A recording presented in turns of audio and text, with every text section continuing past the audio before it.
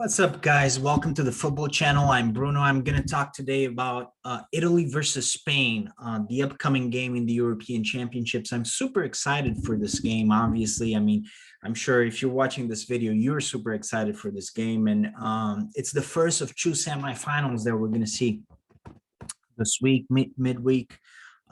Today we're going to have Italy, Spain. Tomorrow we're going to have England, Denmark. And out of those two games, unless you're an Englishman or Dane, you're probably a little bit more interested in Italy versus Spain. It's a fantastic game. It's a fantastic game. The two best teams in Southern Europe in terms of form right now. You can make the argument for France, obviously, but number one, obviously they aren't in great form because they just lost against Switzerland. Number two, you could even say they're not exactly Southern Europe. In any case, Italy versus Spain. This is a fantastic game, and I want to talk to you a little bit about the game. You know, kind of like do a preview here, like I have been doing for some of the other games. Now, I want to share my screen first, and let's go through the two teams. I'm going to start with Italy and talk about a little bit about what I expect to see. In the first place, one stat that I want to highlight. Look, Italy have only beaten Spain twice in their last 14 meetings in all competitions. 7 draws, 5 losses, right? So the last time in a competitive match was a victory at Euro 2016 in the round of 16, when in fact they eliminated Spain. And that was a much worse Italy team, I have to say. But look, let's look at the team that they fielded against Belgium. I don't expect to see a lot of changes. Obviously, Spinazzola has a serious injury, so he injured his Achilles heel. In fact, he fractured his Achilles heel. So he won't be present in the match against Spain. So that's a big drawback for Italy, actually, because even though he's a left back, and even though he's not, I guess a big star, a big name. I mean, he's been excellent. The fact is, he's been excellent for them and a very important player for this Italian side in the European Championship so far. So this is actually a big problem for Italy, and we'll see who comes in for Spinazzola. I'm guessing it'll be Emerson. He's the most logical backup for Spinazzola, but that will be a big drawback for Italy. I mean, they're definitely losing out a lot there. In any case, the rest of the team, I think we're going to see pretty much the same team. I mean, they've been very stable. Mancini has been able to create a very stable, very good team, very solid team. I mean, let's remember that Italy didn't even, before Mancini took charge, I mean, they were terrible. They couldn't even qualify for the last World Cup, in 2018, which was the first time, I believe, that Italy didn't qualify for the World Cup, maybe ever, or maybe at least in a long time that they failed to qualify, decades. So Mancini has done an extraordinary job with this team, and this is his team. Chiellini, Bonucci, Di Lorenzo. Emerson will probably come in for Spinazzola, Donnarumma in goal. The midfield, I don't expect big changes. Maybe Locatelli could squeeze into one of those spots for Verratti or Barella, but I don't think so. Maybe for Verratti. Jorginho is a key player in midfielder, holding midfielder. He's not going to go anywhere. And then in attack, I expect to see the same 3 players: Insigne, Immobile, and Chiesa, who rightfully so has earned a spot instead of Berardi, who was starting in the beginning of the championship. But Chiesa he's been one of their best players so far. So I expect to see a very similar team. Maybe we could see Berardi for Chiesa. I don't think so. Maybe Locatelli for Verratti. Again, I don't really think so. I think they're going to maintain the same team, except Emerson is going to come in for Spinazzola. Now, there are a lot of pros for Italy. A lot of things that you can say in favor of this Italian team coming up against Spain. Now, the biggest thing, in my opinion, is the strong record. Look at this. In the qualifying games, Italy was in Group J, 10 games played, 10 wins against the likes of Finland, Greece, Bosnia, Armenia. Obviously, Liechtenstein is not a great team, but look, Armenia, Bosnia, Greece, Finland, these are all not great teams, but competitive teams. Finland made it to the European Championships. Greece has, I mean, it was a while ago, but they won the European Championship once, and they have a great domestic league. They're not a terrible team. Bosnia, also not a terrible team. So for them to win 10 games out of 10, score 37 games, only concede 4, 33 positive average goals. I mean, it's a goal difference, or it was fantastic. The only team that came close to that was Belgium, really, I believe. 30 points. Look at France 25, Poland 25, Spain 26. Also a great qualifying campaign, by the way, for Spain. But Italy and Belgium were the standouts in the qualifying games, and then obviously we look at this fantastic record has continued into the European Championships. 5 wins in 5 games, even though they needed the extra time to beat Austria. And the last win was against Belgium, which is a very good team. So there are no real weaknesses. If you look at this team, there are no real weaknesses in the team. You could say now with Spinazzola, that's a little bit of a question mark. Who's going to come in for him? Probably Emerson. He's not going to be as good. But other than that, I mean, maybe the defense is a little bit old. But look, in general, this is a very solid team, and there are no real weaknesses. They've also played extremely well, and so far, and that's also another big thing that you can say for Italy. Everybody has been impressed. They've played really well. They're fluid in defense, solid in the back. So they're really, this is a very, very, very solid team. Some of the key players, you have Insigne here, and Insigne on the left and Chiesa on the right. They've been very good in attack so far. Verratti has come in for Locatelli, and he's been adding a lot of quality to the midfield for Italy. He's an extremely talented player. Jorginho, key player certainly for Italy, maybe the most important player. I would venture he might be the most important player for Italy.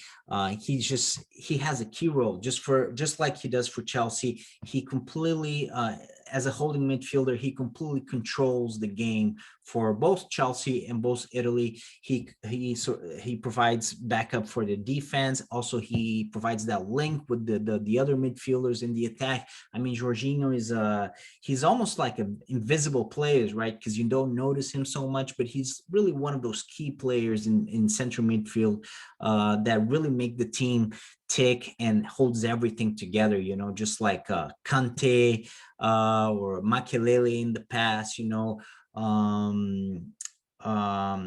he's that sort of player. Those are really key players. Casemiro for Real Madrid. I mean, just a key player for Italy. And then the things, maybe there are a couple of drawbacks though for Italy. First of all, Immobile is supposed to be their big star, their big goal scorer. He hasn't, I believe he scored 1 goal so far in the championship. I mean, he hasn't been in good form. He's been in very poor form for Italy in this European Championship, and that's a problem. You need your number 9 in order to win titles. You need your number 9 to perform. He's not performing so far, sorry. But I mean, then again, maybe sometimes these big players appear in big moments. It's not exactly the same thing, but we just saw Harry Kane, he wasn't really doing anything with England, and he appeared at the right moment, scoring that second goal against Germany, and especially in the last game, being perhaps even their best player in the game against Ukraine, scoring 2 goals. Now, another problem for Italy is the obvious one. There are no big stars, no huge superstars. They're all good players, but no superstars. Also, I would say, even though they have 5 wins in 5 games, they've struggled a little bit against Austria. We saw some debility, some weakness from Italy in that game.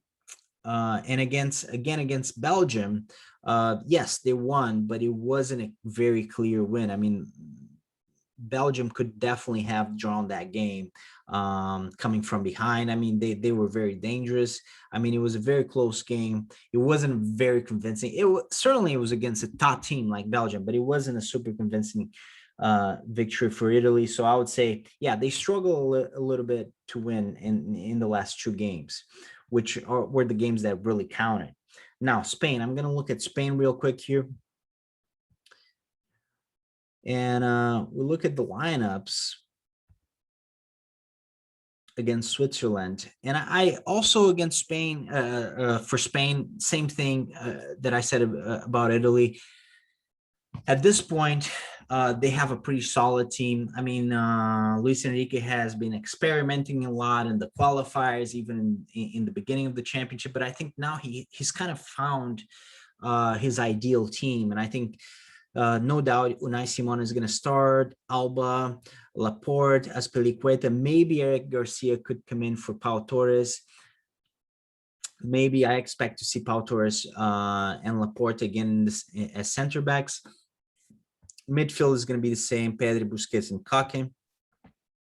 And in attack, Ferran Torres, Sarabia, Morata. I think this is probably going to be their attacking lineup. Maybe we could see Gerard Moreno coming in, maybe Olmo, but I think most likely we're going to see these three players again, either you like it or not.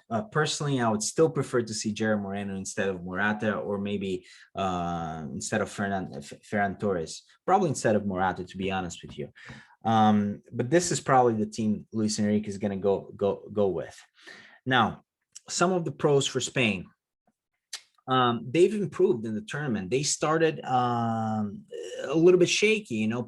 First of all, the players that Luis Enrique called, there were a lot of criticisms. You know, he didn't call any players from Real Madrid, not a lot for Barcelona either. So the Spanish establishment was a little bit doubtful. Also, he only called in 24 players instead of the allowed 26, which was a little bit of an odd choice. I think he was the only national manager that didn't call as many players as he could. But they've improved. They've improved a lot, and I think there's a lot of momentum for this team right now, which is a big thing. I think they're confident, and you know, especially the two games against, you know, first against Slovakia and even the game against Croatia. They scored 10 games in those two games, 10 goals in those two games, and I think that gave them a lot of confidence because they realized that they can score a lot of goals even against good competition, good opposition. No, so I can see a lot of a very strong team spirit in that team. So I think that's important as well.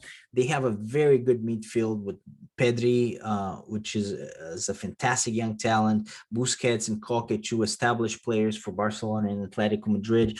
They dominate possession. I think Italy might struggle with that because they're not used to play They're not used to play a team that that completely dominates possession like Spain. Usually Italy likes to take the initiative. Mancini's Italy. Spain is gonna, I think they're gonna like steal that away from Italy. I think the possession is gonna be for Spain. Now they have great midfield and some of the key players. Pedri, certainly he's having a fantastic European Championship so far. This is one of the big revelations of the season. First with Barcelona, now the Spanish team. I mean, Pedri is going to be, I think, a key player for Spain for the next 10 years or so, or even more. I mean, he's very young.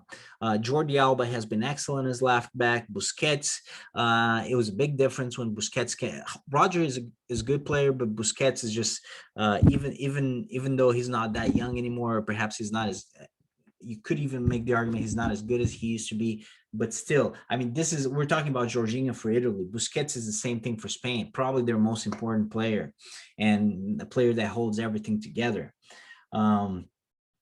Morata, obviously, you know, like I said, I like Gerard Moreno better. I think he's a much more consistent goal scorer. And in spite of Morata's great goal against Croatia, and don't get me wrong, I don't have anything against Morata. In fact, I think some of the criticism that directed at him, I think it was a little bit overkill. Apparently, they even insulted his wife and kids. I mean, that's just crazy. But you can't say. I think what is reasonable to say is that he misses a little bit too much. You know, for a number nine, for a traditional number nine. I mean, he should be scoring in some of the opportunities that he's been getting with Spain, and you know, he hasn't been scoring a lot of goals. And it's the same thing with Juventus. Even, you know, it was the same thing, especially with Atletico. That's why he didn't stay with Chelsea. That's why he didn't stay with Real Madrid. That's why he didn't stay there. So that's just something. He's a good player. He's probably, I like Gerard Moreno better, but I think Luis Enrique is going to keep insisting on Morata, and maybe, you know, he'll even Morata will even score the winning goal to win the championship or something like that. So, you know, we'll see what happens. You know, maybe Morata will vindicate his choice. But I like Gerard Moreno better, to be honest with you. Now, some of the problems with Spain, even though they beat Croatia and Switzerland, they did struggle against Croatia and Switzerland. You know, they were winning, they were 3-1 up against Croatia. They still let them get back into the game. And then they were fantastic in the extra time. Morata was one of the best players in the extra time. But they struggled. They struggled against Croatia. It was a close affair. Against Switzerland, they had to go all the way to the penalty kicks, and you know, that's a lottery. They could easily have lost against Switzerland. Before that, they weren't able to beat Sweden. They weren't able to beat Poland. It's not like they're winning easily. They're not in great form. I mean, they're getting it done, but they haven't been super impressive so far, I would say. Now, sometimes, and the problem is they kind of like fall into the sterile possession game, right? They're not very vertical, and sometimes it works. Sometimes you dominate possession, you create the chances, you score the goals, like against Slovakia, like against Croatia. You could make the argument, even though that was a close game. Sometimes it doesn't quite work. We saw that against Sweden, we saw that against Poland, and we saw that against Switzerland again, you know? So that's a problem. Also, they don't have big stars. You know, in the past, Spain had Xavi, Iniesta, especially in attack, you know, so big stars like David Villa, like Fernando Torres, guys that scored a lot of goals. I mean, for Spain, right now, I mean, who do you have that is like this huge international star? I mean, they have very good players, don't get me wrong. You know, Jordi Alba, fantastic player. Busquets, like I was saying about Pedri, really good player. Koke, really good player. But these are not, you know, international superstars. And certainly in attack, you know, Sarabia, he didn't play a lot for PSG throughout the season. You know, you can't really make the argument. And he's been their best player in attack. Ferran Torres, still an up and coming talent, you know, not an established superstar.